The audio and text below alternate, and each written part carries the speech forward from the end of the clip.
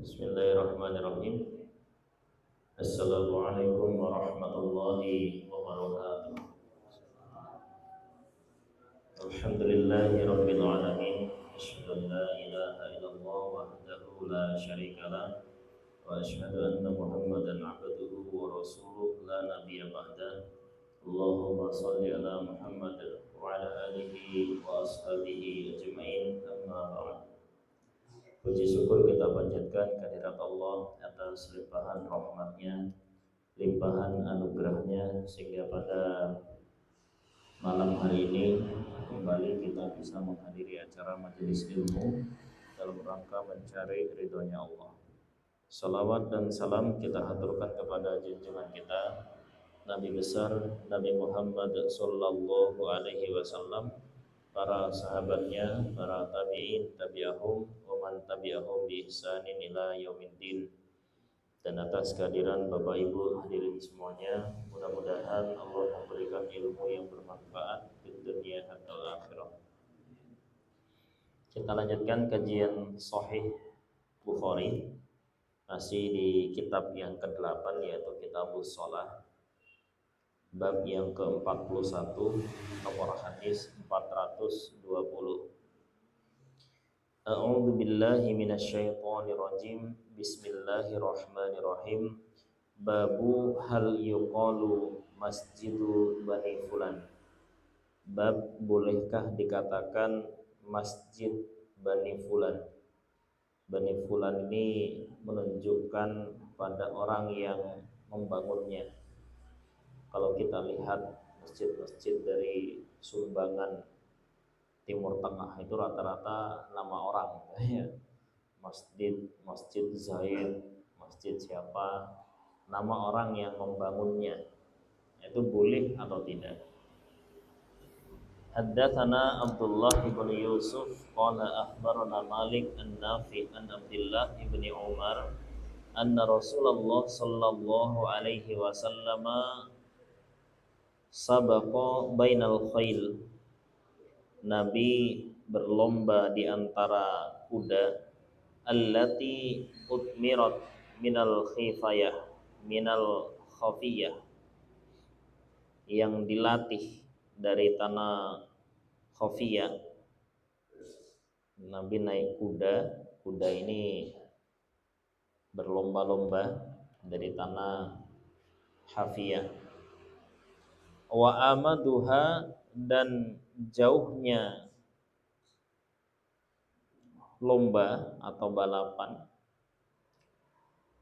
itu Thaniyatul Wada,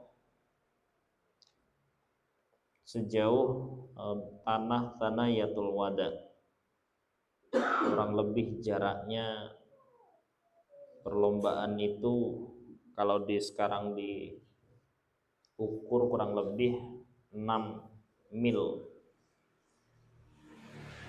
Wasabaqa, dan mendahului bainal khail, antara kuda allati lam tudammar, yang tidak dilatih, minats tsaniyah ila masjidi Bani Zuraikin, dari tanah Saniyah sampai masjid Bani Zuraikin. Wa anna Abdullah ibn Umar, dan sesungguhnya Abdullah bin Umar, karena ada dia fiman, termasuk orang sabako yang berlomba dia biha dengan kuda. Yang diambil dari hadis ini adalah lam tudomar minat taniyah ila masjid Bani Zuraikin, menuju masjid Bani Zuraikin. Berarti di zaman Nabi pun masjid itu sudah dinamai oleh orang yang membangun, boleh, ya. Jadi kalau misalnya masjid dibangun oleh Mbah Jamiat, kemudian Masjid Bani Jamiat, itu boleh, Pak. Boleh, ya. Itu untuk mengabadikan namanya di situ. Di zaman Nabi ada masjid yang dibangun kemudian diberi nama sesuai dengan orang yang membangunnya. Babul kismati, babnya pembagian, wa ta'liqil kinwi, dan menggantungkan rentengan atau buah yang masih dalam rentengan fil masjidi, di masjid. Boleh ndak masjid atau musola itu digunakan untuk membagi-bagi sesuatu, bagi sedekah, ya, atau menggantungkan buah yang siap dimakan. Kalau sekarang wujudnya ya kadang-kadang bukan hanya buah, ada nasi bakar gitu kan, ada kopi dan sebagainya. Bakso. Boleh apa enggak masjid digunakan untuk membagi-bagi rizki? Qala Abu Abdillah al-kinu al-idku wasnani kinwan wal jamaah aidun kinwanun mithla sinwun wa sinwanin. Wa qala Ibrahim an Abdul Aziz ibni Suhaibin an Anas radhiyallahu anhu qala utia diberi siapa an Nabiyyu sallallahu alaihi wasallam bimalin minal bahrain. Nabi diberi harta yang berasal dari Bahrain. Faqala maka bersabda siapa Nabi, unsuruhu, letakkanlah kalian hu pada harta fil masjid, di masjid. Ada harta yang diberikan kepada Nabi, Nabi menyuruh harta itu ditaruh di masjid. Wa kana aktsara malin, dan harta yang lebih banyak utia diberi bihi dengan harta siapa Rasulullah sallallahu alaihi wasallam. Padahal harta itu adalah harta yang paling banyak diperoleh oleh Nabi. Jadi Nabi dikirimi harta dan itu adalah harta yang paling banyak, malah taruh di masjid. Ya, kalau sekarang misalnya Mbah Jamil dikirimi 2M gitu, kira-kira 2 koper uang 2M itu kira-kira ya enggak ditaruh di musola Mbak ya. Taruh di rumah. Kalau di zaman Nabi diberi harta yang sangat banyak itu justru taruh di masjid, bukan untuk pamer, ya. Fakharaja maka keluar siapa Rasulullah sallallahu alaihi wasallam ila sholati, menuju salat, walam yaltafit ilaihi. Nabi keluar menuju salat dan tidak menoleh pada harta itu, tidak memperhatikan harta yang banyak itu. Jadi ketika dikabari ada harta datang dari Bahrain, taruhan di masjid gitu. Ya, Nabi datang sholat itu tidak noleh, tidak memperhatikan. Ya, saking Nabi itu adalah orang yang sama sekali zuhud terhadap dunia, bukan karena tidak punya, justru dia tidak pati suka dengan harta. Ya, jadi zuhudnya seperti itu. Bahkan diberi harta itu tidak pati diperdulikan. Falamma qada, maka ketika telah menyelesaikan siapa Nabi as-sholata pada salat, jaa maka datang siapa Nabi, fajalasa maka duduk siapa Nabi ilaihi pada harta. Setelah Nabi salat maka dia mendatangi harta itu. Famaka nayara ahadan illa a'tahu, maka tidak seorang pun yang dilihat oleh Nabi kecuali pasti diberi. Ini begitu Nabi datang duduk harta itu melihat siapa saja di masjid itu dikasih harta itu, dibagi-bagikan. Masya Allah. Nah, ketika itu ja'ahu datang pada Nabi siapa Al-Abbas. Abbas ini pamannya Nabi. Paman tapi masih hampir seumuran gitu. Faqala maka berkata Abbas, ya Rasulullah, i'tini, berilah saya, ya saya juga minta. Waktu itu Abbas masih berstatus sebagai tawanan perang Badar. Nah, karena dia waktu itu ikut dengan kafir Quraisy untuk berperang melawan Nabi. Fa inni, maka sesungguhnya aku fadaitu nafsi wa fadaitu aqil, dengan harta itu saya ingin menebus diri saya dan menebus Aqil, saudaranya masih hubungan keluarga dengan Nabi. Nah, Faqala maka berkata lahu pada Abbas siapa Rasulullah sallallahu alaihi wasallam, "Khudh ambillah." Fahatha maka mencau siapa Abbas fi thawbihi di bajunya. Tsumma dhahaba lalu pergi siapa Abbas yukilluhu yukilluhu mengikat dia pada harta, falam yastati maka tidak mampu dia. Saking banyaknya harta itu ditaruh di bajunya, mau diikat bajunya tidak bisa diikat. Faqala maka berkata Abbas, ya Rasulullah, umur perintahlah ba'dhum sebagian mereka yarfa'uhu agar mengangkatkan mereka hu pada harta ilayya padaku. Nabi coba tolong perintahkan sahabatmu untuk membantu saya ngangkat ini. La, enggak kata Nabi. Sudah dikasih, minta tolong orang lagi. Allah berkata Abbas, farfa'hu anta alayya. Kalau gitu tolong saya dibantu ngangkat ke atas, dipikulkan ke saya. Nah, kalau dipikulkan banyak itu lebih ringan daripada diangkat biasa gitu. Kata Nabi, la, tidak. Fanasaro maka mengurangi siapa Abbas minhu dari harta. Tidak bisa diangkat sendiri, akhirnya dikurangi hartanya. Tsumma dzahaba yukilluhu. Maka setelah dikurangi harta itu pada akhirnya bisa diikat. Faqala maka berkata Abbas, ya Rasulullah, umur ba'dhum yarfa'uhu alayya. Nabi, ini sudah saya kurangi, bisa ndak saya diperintahkan sahabatmu untuk membantu saya mengangkatin loh, diangkat sendiri ndak bisa dipikulkan ke saya gitu. Kalau bersabda Nabi, la, enggak. Qala berkata Abbas, farfa'hu anta alayya. Kalau begitu engkau saja yang membantu mengangkatkan. Qala berkata Nabi, la, tidak. Fanatharo maka mengurangi dia minhu dari harta. Tsumma ihtamalahu lalu membawa dia pada harta sampai pokoknya dia ngangkat itu sak kuatnya dia tanpa bantuan orang lain. Fa'alqahu ala kahilah.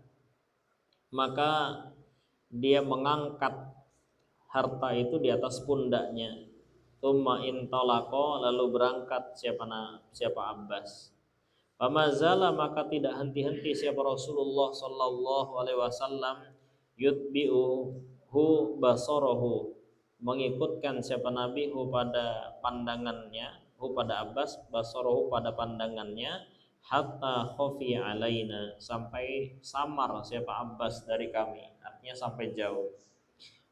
Ajaban min hirsihi karena takjub ya dengan semangatnya Abbas, senangnya Abbas mengangkat harta segitu banyaknya. Fama qama maka tidak berdiri siapa Rasulullah sallallahu alaihi wasallam wa thamma dan di sana minha dari harta dirhamun, 1 dirham. Maka Nabi tidak berdiri dari tempat itu sampai tidak tersisa 1 dirham pun. Segitu banyaknya harta, yang mau ngambil silakan ambil. Siapa yang mau lewat-lewat, ada yang mau ngambil terserah. Nah, Nabi berdiri dari tempat itu, hartanya sudah habis. Masya Allah, ini saking dermawannya Rasulullah Sallallahu Alaihi Wasallam. Nah, kalau kita ini agak terbalik ya. Kalau kira-kira susah ngomong ke orang lain, tapi kalau misalnya dapat harta itu pura-pura jangan sampai ada orang lain yang tahu gitu.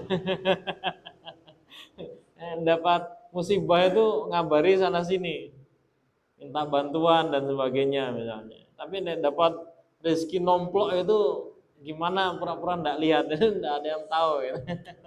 Nah, Rasulullah ndak. Dia susah dia ndak cerita ya. Dia kalau susah dia bercerita kepada Allah, kalau dia begitu dapat banyak harta dibagi-bagikan ke orang. Kebalikannya dengan kita ya. Nah, dermawannya Rasulullah Sallallahu Alaihi Wasallam. Yang diambil bab oleh Imam Bukhari pada hadis ini adalah boleh kita itu membagi-bagikan sesuatu di masjid. Yang penting itu murni sedekah. Murni sedekah. Jangan sampai ada embel-embel. Misalnya mau pilkada kemudian membagi barang di masjid, embel-embelnya nanti coblos saya, ini enggak boleh hukumnya ya. Enggak boleh. Ini membagi murni sedekah silakan. Tapi kalau membagi kemudian di situ ada embel-embel yang lain, itu masuknya hukum transaksional. Berarti dia ada transaksi di situ. Ya, apalagi kalau misalnya itu menyerupai suap. Wah, itu malah haram gitu ya. Menyerupai suap.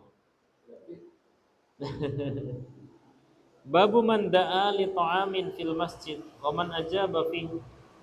Babnya orang yang mengundang makan di masjid dan siapa yang mengabulkan atau mendatangi.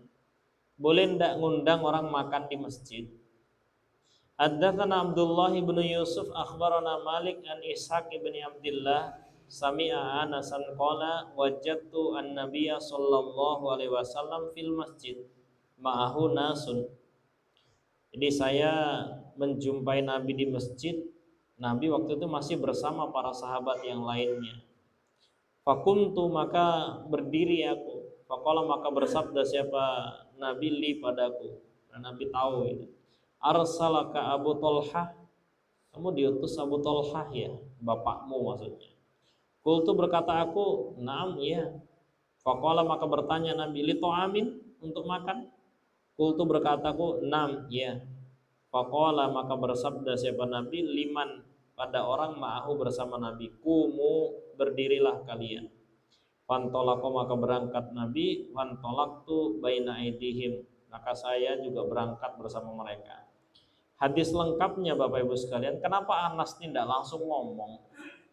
Karena waktu itu Abu Thalhah dan keluarganya itu hanya punya makanan itu untuk Nabi saja. Dan tidak ada untuk yang lain, untuk satu porsi saja ini. Ya, makanya Anas diem saja. Terus Nabi nanya, kamu ngundang, disuruh ngundang ya? Iya, ngundang makan ya. Ayo berdiri semuanya. Jadi Anas ini bingung ini. Yang diundang satu, yang datang sak masjid. Oh, piye. Datang kepada orang tuanya, kemudian orang tuanya semakin bingung. Waduh, ini sak masjid piye. Kemudian kata Nabi, tenang saja. Ini Nabi Bapak Ibu sekalian. Ini berbeda dengan orang biasa. Ini orang biasa jangan praktek ini. Nah, Nabi itu punya mujizat. Ya. Akhirnya kemudian Nabi datang itu kemudian biar saya yang membagi di dalam. Makanan itu dilihat oleh Anas. Makanan itu setiap diambil muncul tambah terus. Minuman juga begitu. Sampai kenyang semua orang. Ini masih utuh bahkan lebih banyak lagi. Itu salah satu mukjizat Nabi Muhammad Shallallahu Alaihi Wasallam. Sampai mereka kenyang semua, itu makanannya masih penuh bahkan lebih banyak berkembang. Anas melihat langsung makanan itu bertambah. Ini mendapatkan doa barokahnya Rasulullah Shallallahu Alaihi Wasallam. Namun ini khusus Rasulullah. Nah, panjenengan kira-kira diundang sendirian jangan. Ayo bareng ke sana, tuan rumahnya bingung. Jenengan ngomong, ayo tak dungani yo. Nggak kebagian nih. Saya pernah didatangi. Biasanya yang datang itu 5 orang. Ya, kita sediakan makanan 5 orang. Ternyata begitu mendekati sampai rumah, iseng-iseng nanya, ada berapa orang nih Pak? 17 katanya. Waduh, bingung tenan itu.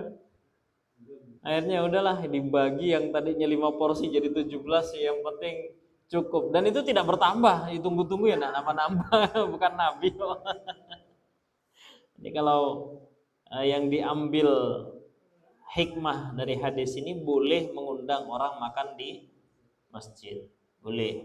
Namun kalau yang khusus Rasulullah itu jangan kemudian ditiru, kemudian dijadikan sebagai apa?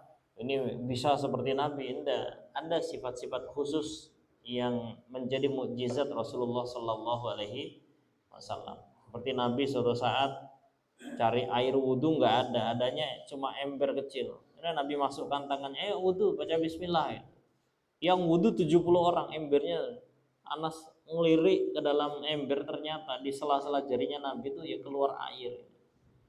Ini Nabi yang panjenengan di sini kemudian bawa ember satu gayung sak ciduk, ayo wudu baca bismillah, ya ndak nambah itu.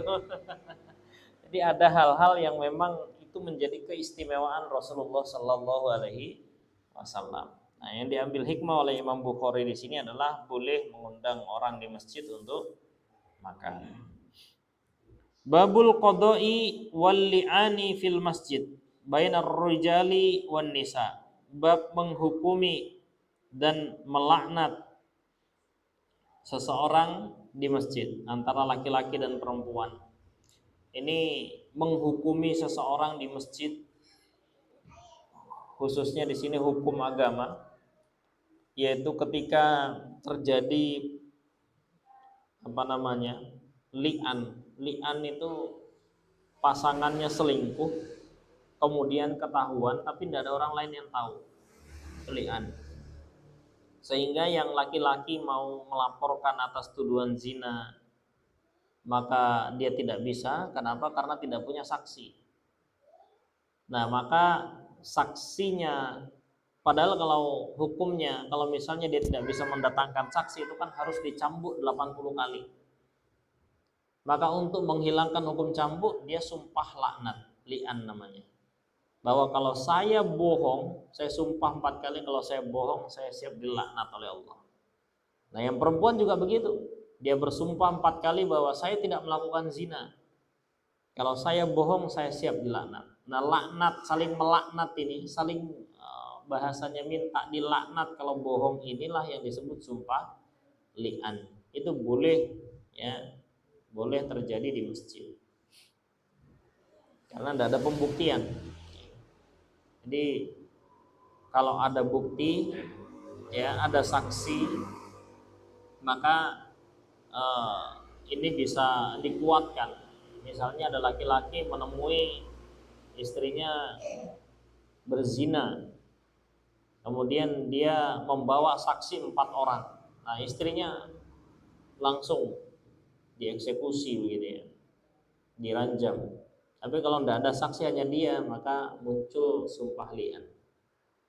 Haddatsana Yahya qala akhbarana Abdul Razzaq qala akhbarana Ibnu Jurayjin qala akhbarani Ibnu Syihabin an Sahal ibni Sa'din anna rajulan, sesungguhnya seorang laki-laki, qala berkata, siapa laki-laki, ya Rasulullah, wahai utusan Allah, ara'aita, bagaimana pendapatmu, rajulan, seorang laki-laki, wajada, menjumpai dia, imro'atihi, pada istrinya, rajulan, pada laki-laki lain.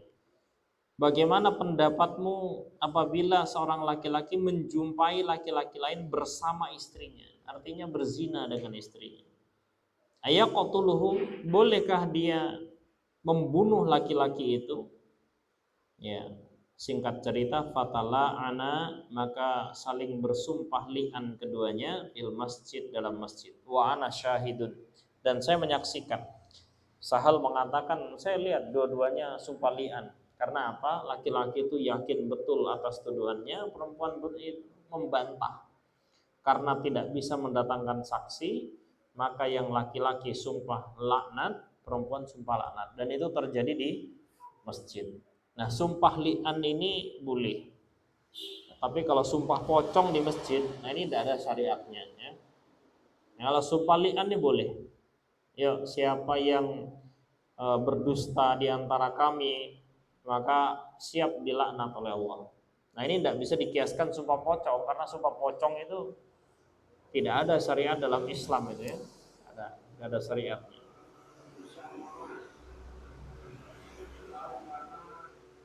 Itu terjadi ketika kedua belah pihak itu berbeda agama. Apakah sumpah li'an bisa di... Maksudnya beda agama itu apa? Nah, tadi dijelaskan bahwa terkait Suami istri. ya, suami istri, ya. Terus dalam arti di situ ada juga di dalam apa di masyarakat itu di luar di dalam di tengah masyarakat itu yang namanya perselingkuhan itu tidak melihat yang namanya agama. Nah, ada juga istilahnya yang laki-laki itu non Islam, yang perempuan Islam. Nah, apakah bisa diberlakukan yang namanya lihat? Bentar, ini klarifikasi pertanyaannya dulu. Yang disumpah li'an itu adalah suami dan istri. Suami istri. Iya, karena istrinya misalnya selingkuh ndak ngaku, maka suaminya sumpah, istrinya sumpah. Nah, kalau suami istri ini kan harus sama agamanya, Pak. Baik dalam Nasrani maupun dalam Muslim tidak boleh menikah berbeda agama. 6. Sehingga kalau misalnya dia memang suami istri Muslim, ya pasti dia dili'an gitu ya. Tapi kalau suami istri ini Nasrani ya ndak dibawa ke masjid. Nah, gitu ya. Jadi sumpah li'an itu untuk keluarga Muslim. Kalau memang tidak ada pengakuan dan tidak ada bukti yang bisa menguatkan. Tapi kalau ada bukti nggak perlu sumpah li'an. Ada bukti yang nyata, ada saksi yang nyata, yang menyaksikan itu ya tidak ada sumpah li'an. Sumpah li'an ini karena tidak ada bukti, tidak ada saksi. Ya. Terus itu sampai detik ini itu kan belum ada sebagainya itu. Sumpah li'an itu kan belum pernah di Indonesia. Ya. Kalau di Indonesia saya pernah lihat di Kalimantan ada. Kalau di apa namanya di zaman Nabi ya banyak ada ya. Kalau di Kalimantan saya pernah, zaman saya di Kalimantan pernah lihat. Terutama ketika media itu belum apa namanya, belum seperti sekarang ya. Kalau sekarang kan ada foto, ada kamera, ada HP.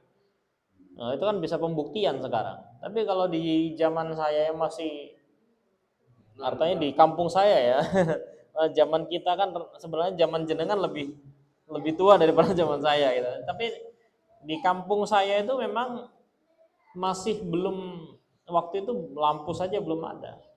Sehingga ketika ada kayak gitu itu enggak terdeteksi dengan bukti dan sebagainya. Itu terjadi gitu. Pernah waktu kecil saya masih SD kayaknya. Pernah melihat ada sumpah li'an. Itu prakteknya kayak gimana? Yaitu karena laki-laki ngotot bahwa istrinya selingkuh, yang perempuan ngotot dia tidak selingkuh, dan tidak ada saksi, tidak ada bukti. Dua-duanya ngotot. Akhirnya sumpah. Yang laki-laki sumpah, yang perempuan sumpah. Setelah mereka sumpah li'an, maka cerai, otomatis cerai. Kan laki-laki tidak bisa menceraikan istri tanpa alasan syar'i. Perempuan juga tidak bisa menuntut cerai tanpa alasan syar'i. Nah sekarang saya mau menceraikan atau mau menceraikan istri atau istri mau minta cerai kepada suami, tidak ada alasan kan tidak boleh. Maka alasannya dia zina, misalnya begitu, itu alasan syar'i. Tapi dia tidak ngaku dan tidak ada bukti, nggak ada saksi. Nah untuk itu maka dia sumpah li'an tadi. Li'an, jadi sumpah laknat, habis itu diceraikan. Setelah berpisah nanti urusan mereka masing-masing, di hadapan Allah akan mendapatkan laknat bagi yang berbohong. Nah kalau zaman sekarang kayaknya pembuktiannya lebih gampang. Nah kalau ada bukti tidak ada li'an ya. Ada bukti, ada saksi, tidak ada li'an. Berarti aplikasi terhadap istilahnya apa sumpah li'an tadi itu disaksikan oleh ustaz atau kiai atau Iya disaksikan banyak orang. Biasanya banyak orang, bukan hanya sedikit, banyak orang. Ya karena memang tidak ada saksi, tidak ada bukti gitu kan. Sehingga semua orang tahu bahwa ini terjadi perceraian dan dengan alasan sumpah li'an. Karena dua-duanya tidak punya saksi dan tidak punya bukti. Ya, diketahui oleh orang banyak itu. Disumpah di depan orang banyak. Coba kalau di sini kalau diaplikasikan di Jawa dalam arti itu ketika kalau tidak ada bukti terus kita kita mendatangkan kita mengaplikasikan ke masyarakat terkait kembalian, ya kembalian, terus sedangkan itu kita menghasilkan banyak orang, salah satu kedua belah pihak itu kan mesti satu mempunyai rasa malu. Nah, yang mempunyai rasa malu secara otomatis mesti enak sing apa yang aneh. Aku memang orang lakoni. Orang lakukan, tidak melakukan, ya orang menjalani sing mbok tuduhkan.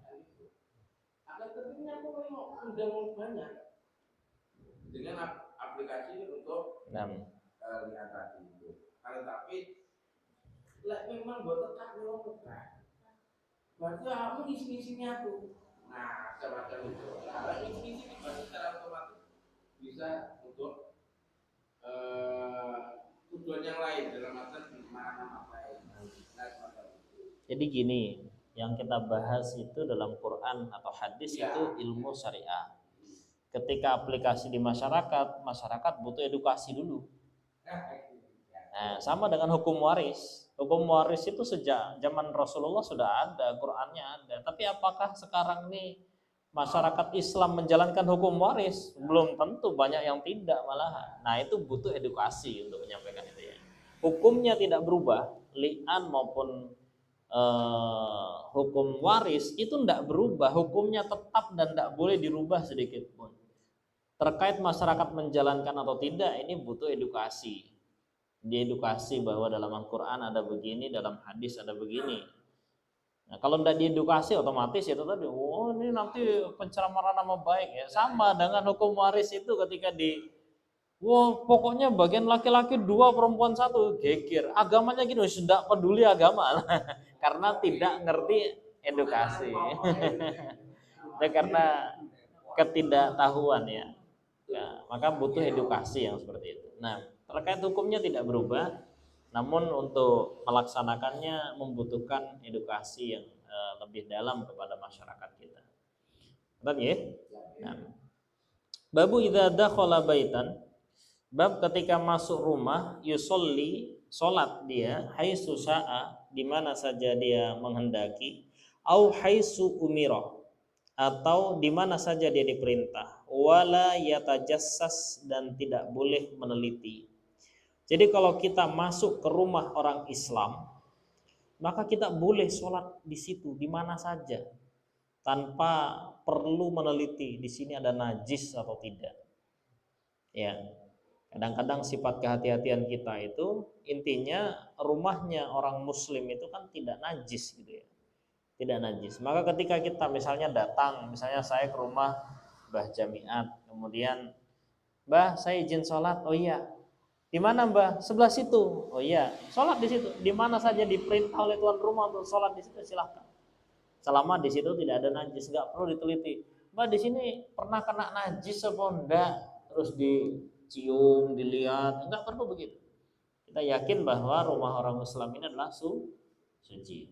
Nah, kecuali misalnya kita tahu sendiri bahwa ini kan sampingannya WC ini, ada pembatasnya apa enggak, najis, itu jelas ada najis. Tapi kalau tidak ada najis yang jelas ya, karena ada segolongan kaum muslimin yang dia tuh gampang menganggap najis rumah orang Islam yang lain, sampai-sampai enggak mau sholat di rumahnya orang Islam yang lain karena menganggap ini najis. Ini tidak boleh, dalam hadis Bukhari tidak boleh. Haddatsana Abdullah ibnu Maslamah qala haddatsana Ibrahim ibnu Sa'din an ibni Shihabin an Mahmud ibni Rabi an Itban ibni Malik anna Nabiyya sallallahu alaihi wasallam atahu datang pada Itban, datang siapa Nabi pada Itban fi manzilih, di rumahnya Itban. Faqala, maka bersabda Nabi, aina tuhibbu an usalli laka min baitik. Karena waktu itu Itban mengundang Nabi untuk sholat di rumahnya supaya itu dijadikan sebagai musola gitu. Diundang peresmian lah. Saya ini mau bikin musola di rumah saya karena saya tidak mampu ke masjid, maka diundanglah Rasulullah. Nah, ketika Nabi diundang, sudah datang, maka Nabi bertanya, saya sholat di mana kira-kira yang kamu senangi? Qala, berkata siapa Itban, fa asyartu, maka isyarah aku lahu padanya, ila makanin, pada suatu tempat. Oh, sebelah sini Nabi. Fakabbara, maka takbir siapa Nabi sallallahu alaihi wasallam, wa safafna, dan baris kami khalfahu, di belakangnya Nabi. Fasalla, maka salat siapa Nabi rakaataini, 2 rakaat. Nabi tidak meneliti adanya najis di situ. Ya. Intinya kalau kita ke rumah orang yang di situ beragama Islam, kemudian kita disuruh sholat, sholat di sini aja misalnya, udah sholat aja di sini. Ya, jangan diteliti apakah di situ ada najis atau tidak dan sebagainya, karena kita yakini bahwa rumahnya umat Islam itu adalah suci. Babul masajid fil buyut, babnya beberapa masajid, tempat sujud di dalam rumah, ya. Wasolla, dan salat siapa Al-Bara ibnu Azib fi masjidihi fi darihi jamaah. Bara bin Azib ini pernah salat di masjid, maksudnya masjid di dalam rumahnya secara berjamaah. Jadi Bapak Ibu sekalian,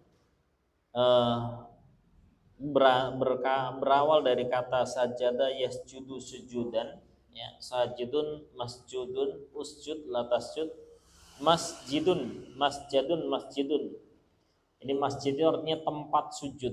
Nah, kalau di Indonesia ini kadang-kadang ada perbedaan antara musola dan masjid. Musola itu yang kecil, masjid itu yang besar. Nah, kalau kita istilahnya di Arab itu justru terbalik. Masjid itu yang kecil, musola itu yang besar. Contohnya misalnya ketika sholat id, maka lapangan itu namanya musola, artinya tempat sholat. Nah, ini agak kebalik ini di Indonesia, tapi itu kebiasaan ya. Kalau misalnya Al-Huda ini kita katakan di musola di Indonesia gitu ya. Ya, jadi musola itu skupnya lebih luas, di mana saja bisa jadi musola. Namun dia tidak menetap, ya, tidak harus di situ, bisa di rumah dan sebagainya. 6. Haddatsana Sa'id bin Ufairin qala haddatsana Al-Laits qala haddatsani Uqail an Ibnu Syihab qala akhbarani Mahmud ibnu Rabi Al-Ansari anna Itban ibn Malik wa huwa min ashabi Rasulillah. Sesungguhnya Itban bin Malik termasuk sahabat Nabi, mimman syahida Badron, termasuk pejuang perang Badar, minal Ansor, dari orang Ansor, berarti orang yang mulia. Anau sesungguhnya ata datang dia pada Rasulullah sallallahu alaihi wasallam. Faqala, maka berkata siapa Itban, ya Rasulullah, qad ankartu basari wa ana usolli liqaumi. Wahai Nabi, saya mengingkari pandanganku. Artinya karena faktor usia, matanya sudah tidak normal. Kalau zaman Nabi itu sampai ada yang buta. Dan saya ini sholat untuk kaumku sebagai imam padahal dia. Fa idza kanatil amtor, maka ketika ada al amtoru, hujan, salah maka mengalir al-wadi, jurang, alladzi baini wa bainahum, yang ada di antaraku dan di antara mereka. Artinya kalau di Arab itu kan padang pasir, kadang-kadang ada yang berbentuk jurang yang kalau hujan itu dilewati banjir begitu. Nah, kebetulan rumah saya dengan kaum saya itu ada jurang yang karena mata saya ini sudah tidak normal, dan ketika hujan ada banjir, lam astati an atiya masjidahum, saya tidak mampu untuk datang ke masjid mereka, fa usolli bihim, dan sholat bersama mereka karena faktor mata dan faktor banjir. 6.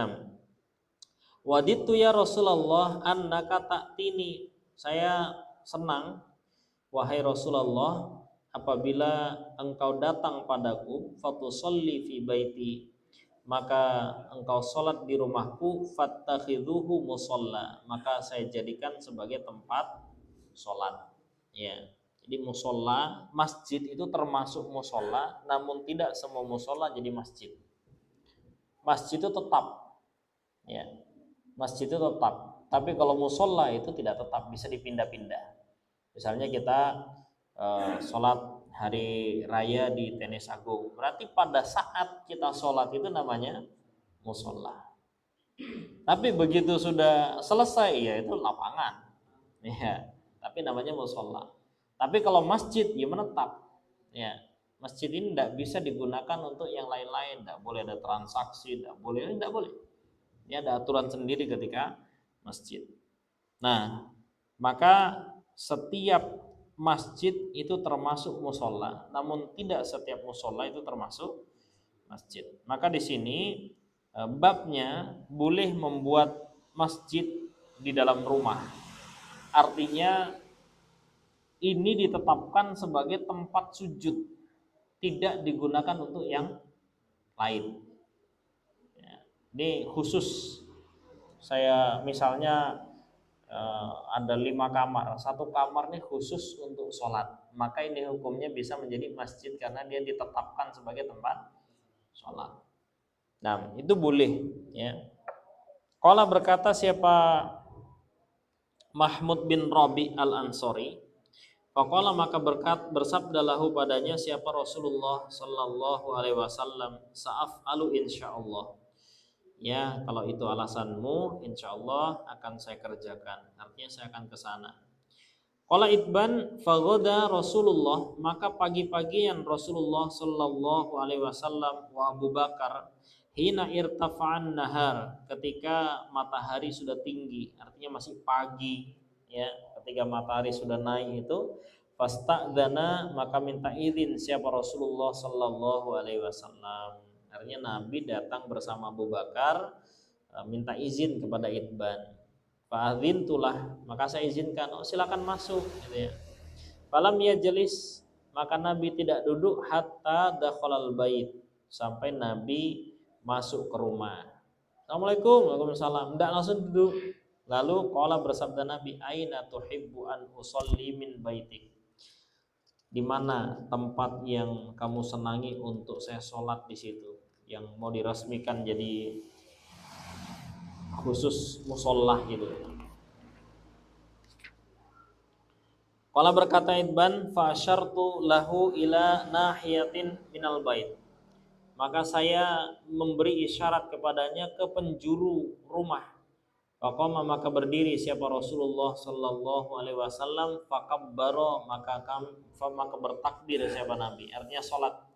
Wa qumna, dan berdiri kami, fasaffana, maka baris kami, fasalla, maka salat siapa Nabi rakaataini, 2 rakaat, thumma sallama, lalu salam siapa Nabi. Qala berkata siapa Itban, wahassasnahu, dan menahan kami pada Nabi ala khaziratin, atas pakaian, atas makanan, sona'naha lahu, yang kami buat untuk Nabi. Faqala Itban, fanaba, maka berdatangan fil baiti, dalam rumah, rijalun min ahlid dar, beberapa orang dari penduduk desa, zawu adadin, yang memiliki hitungan. Artinya ternyata setelah Nabi datang itu banyak orang datang ke rumah saya. Fajatama'u, maka berkumpul mereka. Faqala, maka berkata siapa qailun, orang yang berkata, minhum, dari mereka, aina Malik ibnu Duhaisyin au ibnu Duhsyun. Faqala, maka berkata ba'duhum, sebagian mereka, dzalika munafiqun la yuhibbullaha wa rasulah, bahwa itu si Malik bin Duhsyun itu orang munafik, dia tidak mencintai Allah Rasul. Faqala, maka bersabda siapa Rasulullah sallallahu alaihi wasallam, la taqul dzalik, jangan kamu ucapkan demikian itu. Ala tarahu, adakah tidak melihat engkau padanya, qad qala, sungguh telah berkata dia, la ilaha illallah, yuridu bidzalika wajh Allah, dia menghendaki wajahnya Allah. Kok kamu bisa nuduh orang itu munafik? padahal dia sudah kamu saksikan dia mengucapkan la ilaha illallah. Qala berkata siapa perawi hadisnya, itu ba'duhum, Allahu wa rasuluhu a'lam. Qala berkata siapa qail, fa inna nara wajhahu wa nasihatahu ilal munafikin. Sesungguhnya kami melihat wajahnya dia dan ucapannya dia pada orang-orang munafik. Qala Rasulullah sallallahu alaihi wasallam, fa inna Allah qad harrama 'alan nari man qala la ilaha illallah yabtaghi bidzalika wajha Allah. Maka Rasul mengatakan sesungguhnya Allah mengharamkan neraka terhadap orang yang mengucapkan la ilaha illallah dengan mencari wajahnya Allah, mencari ridhonya Allah. Qala Ibnu Syihab, "Tsumma sa'altu Husain ibni Muhammad al-Ansari wa huwa ahadu Bani Salim." Lalu setelah hadis ini selesai, Ibnu Syihab mengatakan, saya bertanya kepada Husain bin Muhammad, dia adalah salah satu keturunan Salim, wa huwa min saratihim, termasuk pembesar mereka. An hadithi Mahmud bin Rabi, fasaddaqahu bidzalik, maka dia membenarkan hadisnya Mahmud bahwa hadis itu betul-betul ada. Nah, yang diambil bab di sini adalah membuat tempat khusus sholat ya di rumah ya dalam kondisi memang tidak memungkinkan untuk menghadiri sholat berjamaah, mungkin karena memang jauh atau mungkin karena kondisi kesehatan yang tidak memungkinkan. Nah, ini boleh diperbolehkan. Jazakumullah khairan. Ini bisa saya sampaikan, mungkin sebelum kita tutup ada pertanyaan.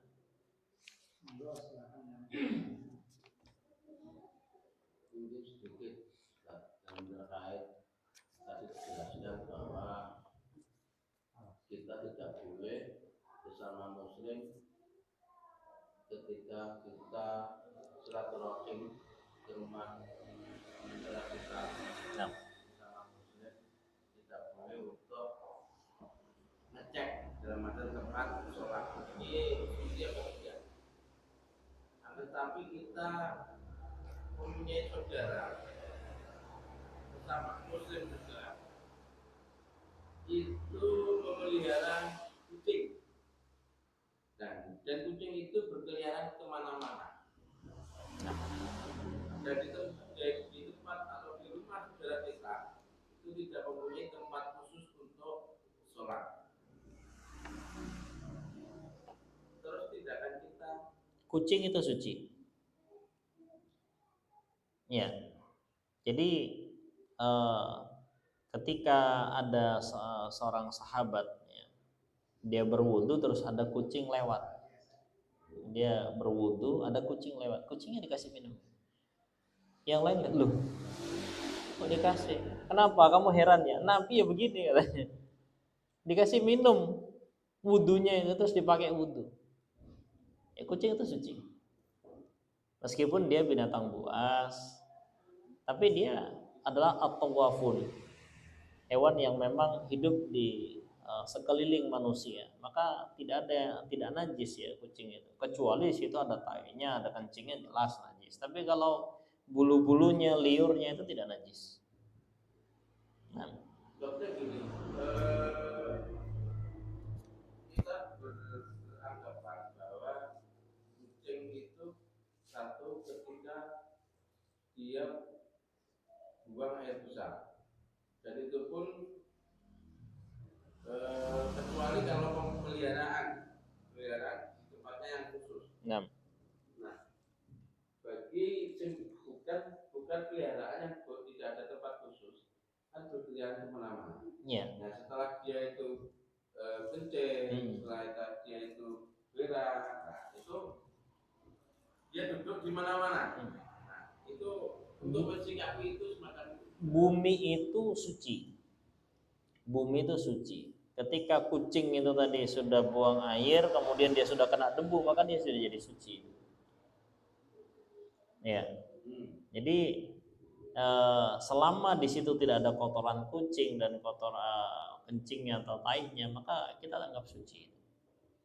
entah dia duduk di mana dan sebagainya, itu yang tidak perlu kita teliti. Karena memang itu sifat khusus yang diberikan Rasulullah untuk binatang yang kucing ya. Boleh gitu, tidak ada masalah. Tidak perlu ditanyain, ini kucingnya sudah dicawikin apa belum. Posisinya kadang-kadang tuh berpipis ya, Iya. berbuang air kecil. Itu kadang-kadang nggak terdebu. Iya. Dia langsung duduk di. Nah, selama kita kursi. ya, makanya kita dikatakan tidak perlu meneliti. Afallahu amma apa namanya? Dalilnya itu sesuatu yang kita tidak tahu itu tidak menjadikan itu najis. Karena kita tidak tahu. Ya, kita misalnya ke musola ini, kita tidak tahu apakah pernah ada kucing, itu tidak perlu diliti. Kita tidak perlu meneliti sesuatu yang tidak ada. Ini bekas ini apa tidak. Tapi kalau misalnya jelas di situ ada bau, ya ada kotoran, nah itu jelas harus kita lihat. Selama tidak ada baunya, tidak ada kotorannya, maka boleh-boleh saja, tidak ada masalah. Ya. Siap, sama-sama. Ada lagi mungkin? Monggo. Terkait kita tidak perlu mencari-cari tadi, bagaimana kalau beberapa masjid itu kan ada banyak lubang besar. Ada banyak. Tapi ada yang kurang dari 2 bola. Masjid kan masjid sudah tukang untuk bersuci, ada sedikit. Nah. Tapi ada masjid atau musola itu yang kecil itu tak sebelumnya dipakai main besar, mohon maaf. Terus cipratannya kembali itu kan jadi apa? Lupa saya namanya. Mustakmal. Mustakmal. Terus orang yang mandi setelah itu bagaimana kalau kayak itu? Saya konfirmasi pertanyaannya dulu. Maksudnya ini masjid, airnya kurang dari 2 kula. Terus pertanyaannya, Pak Panjenengan tahu enggak ada orang yang mandi janabat di situ? Kalau tidak tahu sudah nggak perlu ditanya. Karena ketidaktahuan. Suatu saat ada Khalifah Umar jalan bersama sahabat, kemudian ada orang membuang air dan nyiprat. Sahabat, "Woi, air apa ini?" Apa kata Umar? "Ngapain kamu tanya? Nek kamu enggak tahu itu najis, enggak usah dianggap najis." Enggak usah dijawab itu najis apa enggak. Jalan. Sesuatu yang tidak kita tahu itu enggak usah diteliti. Karena apa? Ada kata afun. Allah memaafu sesuatu yang kita tidak tahu. Enggak tahu kok. Ya.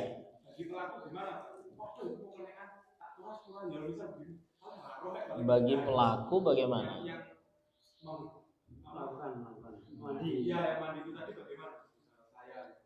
Kalau dia memang tahu bahwa gara-gara dia ini menajiskan, ya dia dosa, dia harus membersihkan, mensucikan. Nah, bagi yang kita yang tidak tahu, tidak ada masalah. Misalnya ada bak di kamar ini misalnya. Terus ada orang yang iseng, misalnya panjenengan terus tak kencingi dikit gitu. Nah, setelah dikencingi itu kan najis itu hukumnya ini. Bagi jenengan yang tahu. Dan dosa bagi jenengan. Tapi bagi orang yang tidak tahu terus itu warnanya tidak berubah, baunya tidak berubah, yo dipakai mandi, yo dia tidak najis. Tidak tahu. Bahasanya karena kalau tidak tahu nggak perlu diteliti.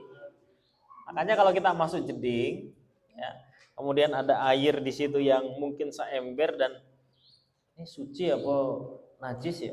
Suci. Iya, otomatis. Sesuatu yang kita tidak tahu itu suci hukumnya. Hukum asal namanya ya. Kenapa? Nggak perlu cari tahu. Itu suci. Kecuali di situ jenengan masuk, kok ini bau ya airnya? Lah itu jelas. Nah itu beda ya. Kok bau terus kok kayak kuning-kuning airnya? Itu jelas beda itu. Ya. Karena najis itu kan dilihat dari perubahan warna, rasa dan bau. Kemarin jenengan lihat kuning-kuning kok bau terus jenengan cicipi bisa.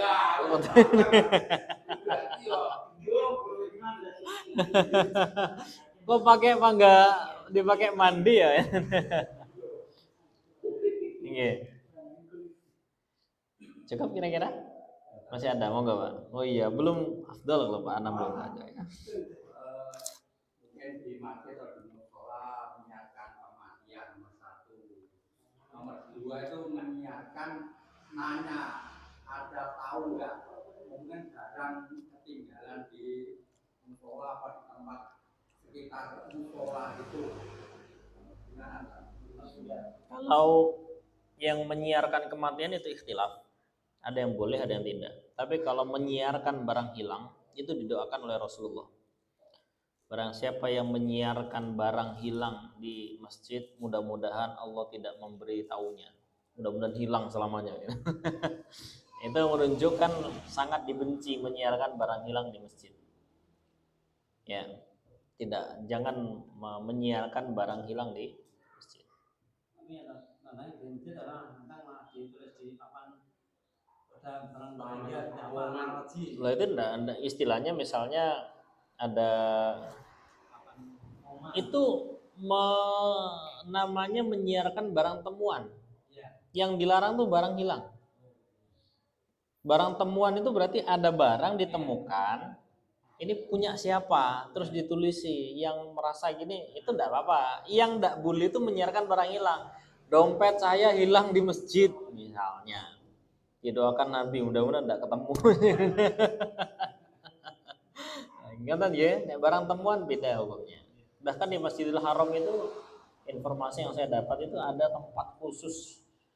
Pokoknya barang temuan-temuan itu dipajang di lemari kaca. Siapa yang merasa itu punya silakan diambil. Sampai seperti itu. Itu menunjukkan boleh ya. Kalau barang ditemukan kemudian diberi pengumuman siapa yang kehilangan ini monggo di sini ada gitu. Nah, kematian tadi gimana? Itu masih ikhtilaf ya. Yang saya tahu ada yang melarang ya, ada yang memperbolehkan. Hingga ketika kita berbicara terkait ikhtilaf, kita boleh memilih salah satu tanpa menyalahkan yang lain karena ada beberapa dalil yang muncul di situ. Entah ya? Masih ada? Monggo. Tadi masalah li'an sama mubahalah itu apa samanya apa? Li'an khusus untuk suami istri. Kalau mubahalah itu berlaku untuk umum. Ya. Li'an itu khusus untuk suami dan istri yang ada istilahnya ketahuan selingkuh tapi nggak ada saksi, nggak ada bukti. Tapi kalau mubahalah ini bisa antar keluarga. Seperti dalam Al-Quran itu Nabi mengajak mubahalah orang-orang yang orang-orang kafir itu, coba ajak keluargamu, anakmu, istrimu, kita sumpah siapa di antara kita yang itu boleh. Untuk menunjukkan bahwa saya tidak salah gitu kan. Ya. Itu bedanya di situ. Kalau li'an hanya berlaku untuk suami istri dan dalam kasus perselingkuhan yang tidak ada saksi dan tidak ada bukti, tapi dua-duanya yakin pada pendiriannya. Karena apa? Karena orang menuduh istri zina itu harus punya 4 saksi paling tidak ya. Enggak punya saksi, enggak punya bukti juga. Akhirnya, tapi dia tahu gitu kan. Dia tahu. Akhirnya kalau dia nuduh nih dia dapat cambuk 80 kali, maka diberi khusus. Nah, kalau bukan istrinya malah kalau misalnya dia tahu ada orang zina itu tahu proses dan tidak ada saksi, tidak ada bukti, dia kok berani mengungkap, tidak bisa datangkan saksi, dicambuk 80 kali, malah dia yang kena. Ya. Nah, kalau dalam fikih kontemporer sekarang ini juga mungkin ada pembahasan baru terkait sekarang bisanya ada pembuktian tanpa saksi dengan video dan sebagainya, itu fikih kontemporer ya. Artinya banyak pembahasan baru di situ terkait itu.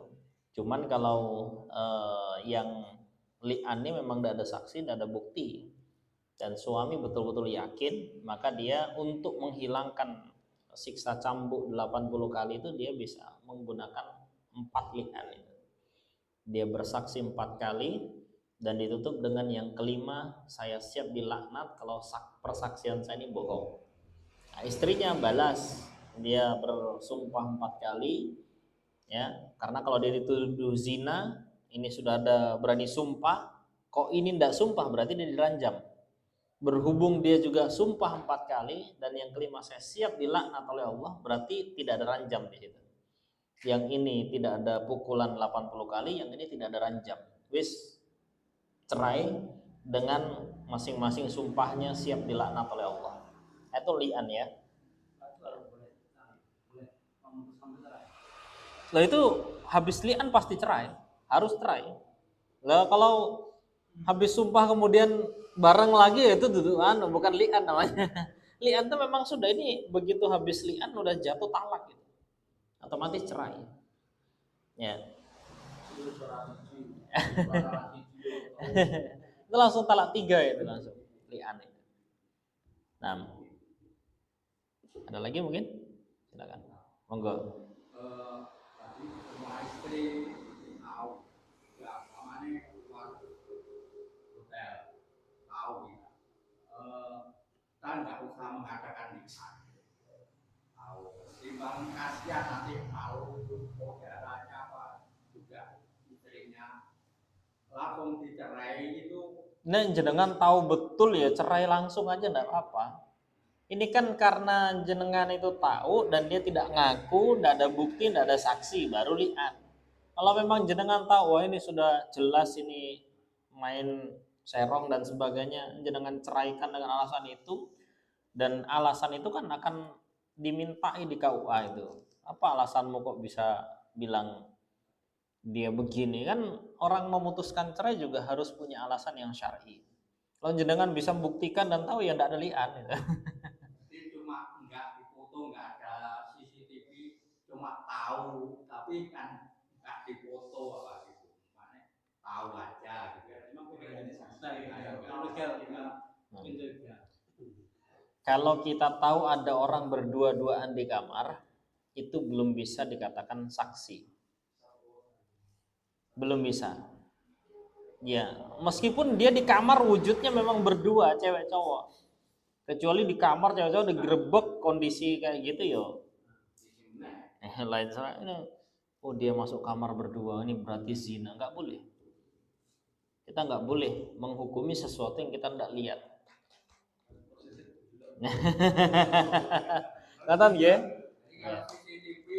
Oh kalau CCTV jelas itu ya, itu jelas. Iya, kontemporer itu Pak ya. Kontemporer, ada zamannya. Ya moga Pak.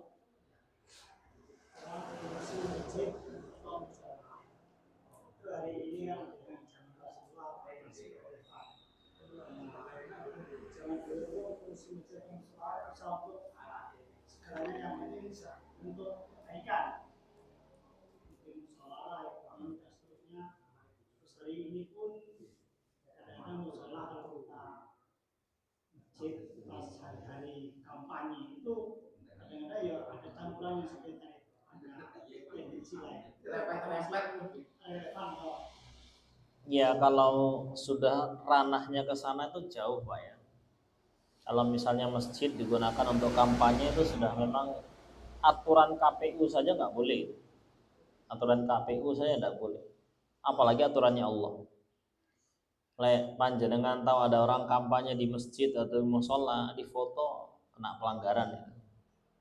Nek masjid itu hanya boleh untuk ibadah, nggak boleh untuk kampanye. Ya, hanya boleh untuk ibadah. Innama ya'muru masajidallah, sesungguhnya orang-orang yang memakmurkan masjidnya Allah adalah, sudah dijelaskan, fungsi masjid untuk ibadah. Tidak boleh untuk dagang, tidak boleh untuk kampanye, tidak boleh untuk macam-macam. Nalan ya? Musyawarah itu tidak boleh. Kalau musyawarah boleh. Musyawarah terkait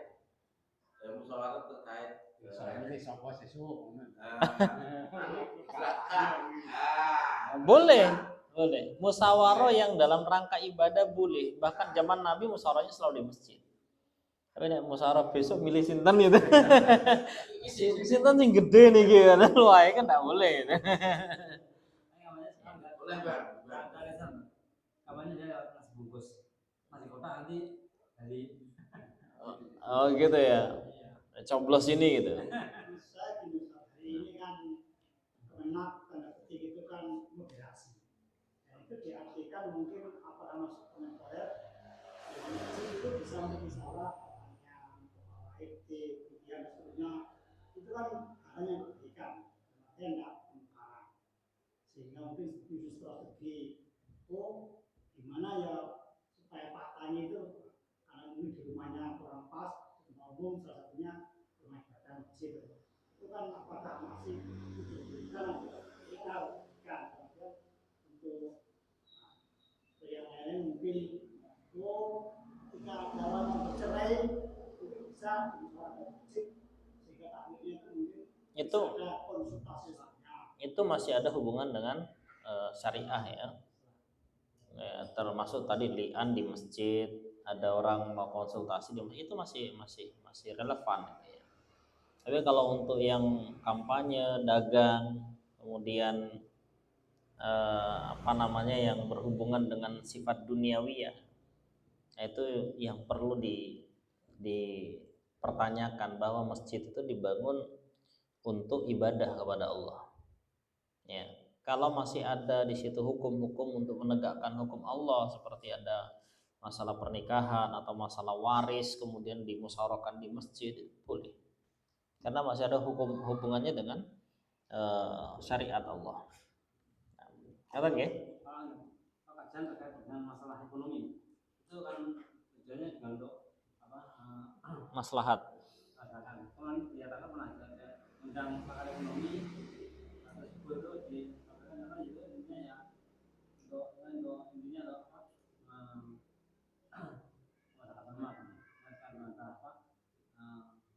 panggilan umat Untuk kegiatan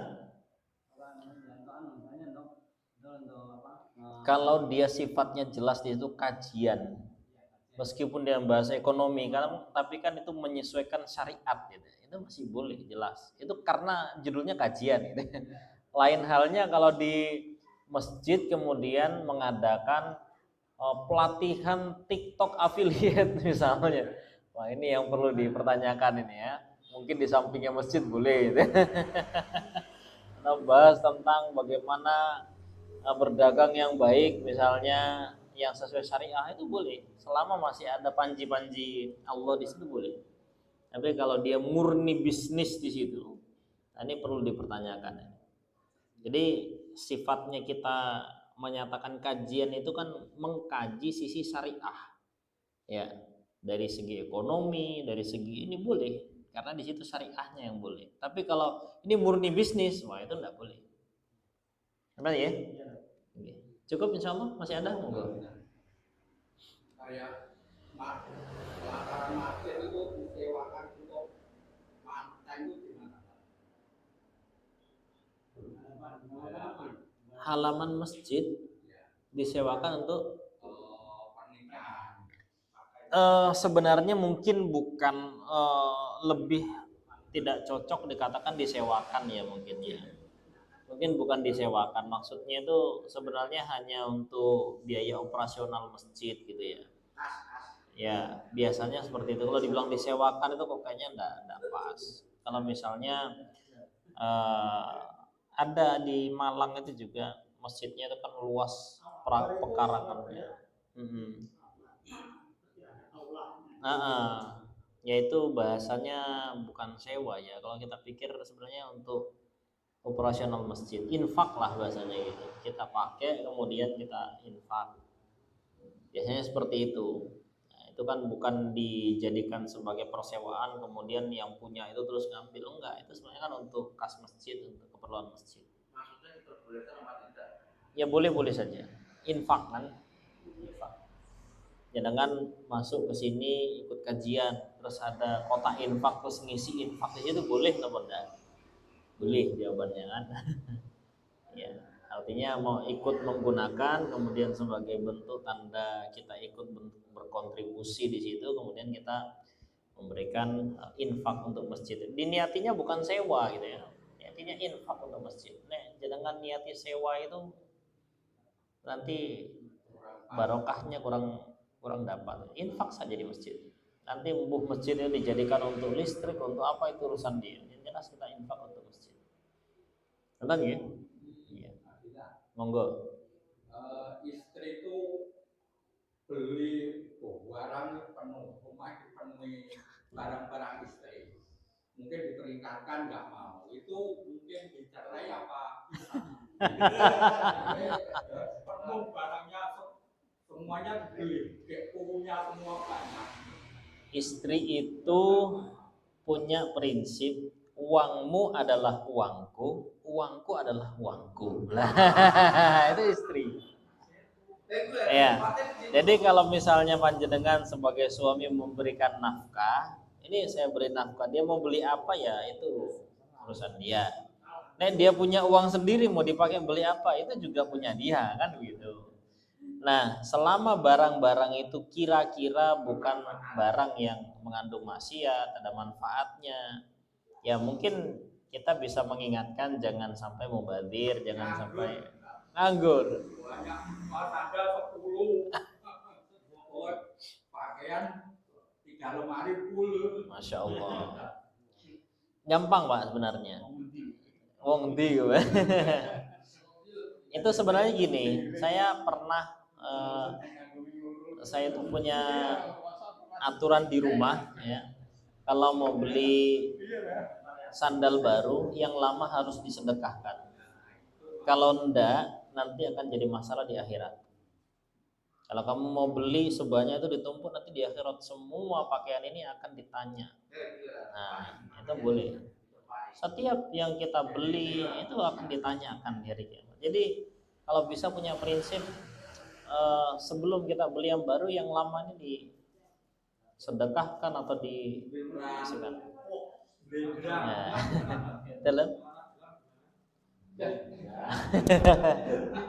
kalau belum habis itu, kalau belum rusak nggak usah dibuang, dipakai saja, nggak usah beli. Yang sudah molor-molor ya dibuang saja ya. Sedekahkan tidak ada yang mau kalau itu.